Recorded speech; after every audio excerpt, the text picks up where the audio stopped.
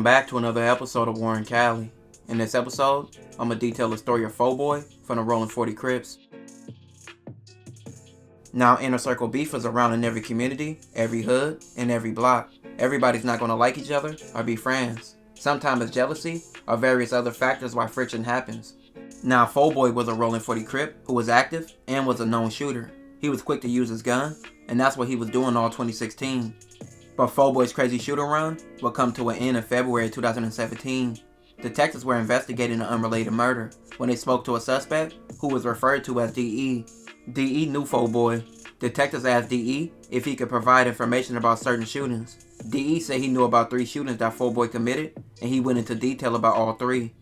DE agreed to be a witness against Foeboy in exchange for a reduced sentence. He was facing over 14 years in prison for gun charges, but he negotiated a deal which he received 1 year in county jail and 3 years of probation. The first shooting that DE told about happened on June 16, 2016. 4Extras was shot while driving his car, and he crashed into a light pole. The police recovered 3 .40 caliber shell casings and 1 .40 caliber round from the crime scene. 4Extras was taken to the hospital, and he survived, but he refused to talk to the police. DE later testified that Foeboy admitted that he shot 4Extras. It was said that Foeboy shot 4Extras over personal beef, which it was said that 4Extras had threatened to kill him, so Foeboy stood on business and went to 4Extras' house and shot him while he was in his car. The second shooting happened on October 24, 2016. A man named Victor was shot several times on the street, and Victor then drove to a gas station where he was helped. The police recovered 13 9 shell casings from the crime scene. DE later testified in October 2016 that Foeboy told him he had shot Victor. Victor was also from the 40s. Him and Foeboy was cool at a point, but Foeboy allegedly shot Victor because he was stealing money from him. Victor also refused to testify. Having homies like Foeboy, who knew his enemies, he shot 2 of his homies, and the shooting spree didn't stop. But if 4Extras actually said he was going to kill him, and Victor stole money from him, he had a logical reason to shoot both of them. On December 2nd, 2016, about 6 p.m., a man named Javier was driving his pickup truck on Pacific Coast Highway. His 13-year-old son was in the front passenger seat. Foeboy was driving his car down the center divider next to Javier. Foeboy was driving on the side of Javier until he collided with Javier's truck. Javier kept driving until Foeboy cut him off, forcing Javier to stop.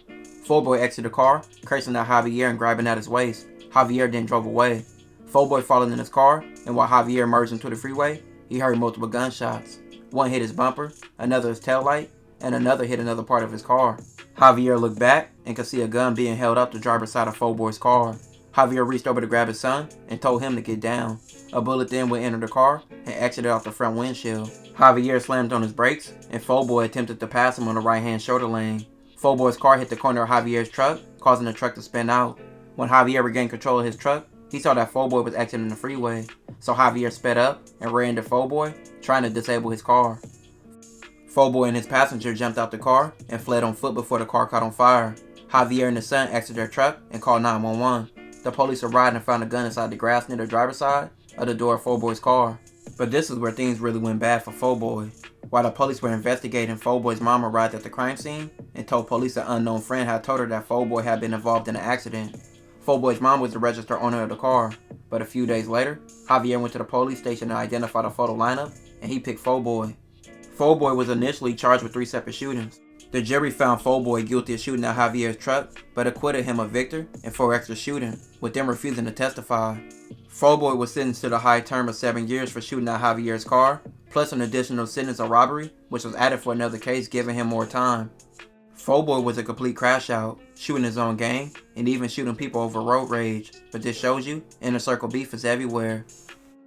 In the last few years, 4Extras has built a following off his antics and his personality, and he's recently joined the No Jumper crew before his recent arrest. Alright, folks, I get right up on him. Boom, bam on the dead homies. I'll whoop him, knock him out naked, dead homies. Off the back. It don't matter where you at in that off the back, I'm getting cracking. I'll him over in the showers. Boom. You could be Space Monster. I'm shocking your ass out. We going in here. So on 40 Crip, I'm tripping. Off the back on Vernon Avenue, I'm tripping. And I ain't giving no nigga a pass. So don't give me no pass, because I ain't giving you no pass in here. And I didn't tell you to sign up for it. So if you want to pass, you need to stop gangbanging. I'll look for them. I'll go to their dorms. You get what I'm saying? I'm looking for it. You get what I'm saying? But any dorm you land in, I don't give a if it's 30 of them in there. You got to get out with all 30. You got to get out with all of them. Off the back, you got to get out. Look. But once again of lately, he has an inner circle beef with Rollin 40 Crip rapper, X4, and that has been a big topic in the streets. But hopefully, for him his inner circle beef this time doesn't go like last time. This will conclude this episode. If you haven't already, check out my previous episodes. Don't forget to like, comment, and subscribe.